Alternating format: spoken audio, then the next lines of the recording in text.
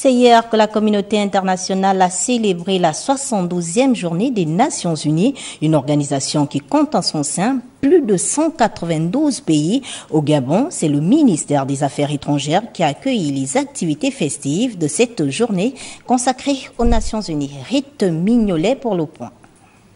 Pour cette journée, les initiatives promotionnelles des activités des agences du système des Nations Unies au Gabon ont présenté leur mission, non seulement pour informer l'opinion, mais aussi à titre symbolique. Les perspectives qui en découlent sont contenues dans le document qui a été présenté, qu'on appelle l'UNDAF, s'articule autour de 4 grands effets.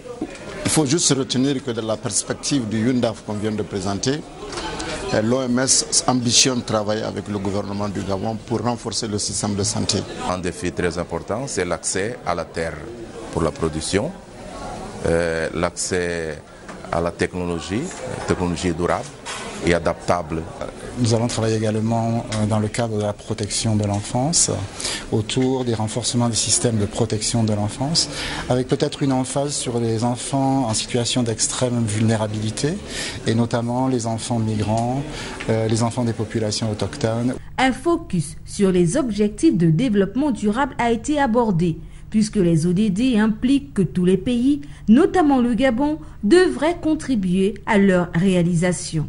Pour réaliser le principe fondamental des ODD qui est de ne pas laisser personne derrière, de ne pas laisser personne au bord de la route. Et c'est pour cela que nous avons mis beaucoup d'accent dans nos actions sur éteindre ou élargir nos actions envers tous les zones, même ruraux, même les plus éloignées des grandes villes du Gabon. Un dépistage gratuit de diabète et prise de tension artérielle a été offert aux populations. Lorsque nous aurons donné à tous les peuples la possibilité de jouir de leurs droits humains fondamentaux et de vivre dans la dignité, ces mêmes peuples seront les artisans de l'édification d'un monde pacifique, durable et juste. Dixit Antonio Guterres, secrétaire général de l'ONU.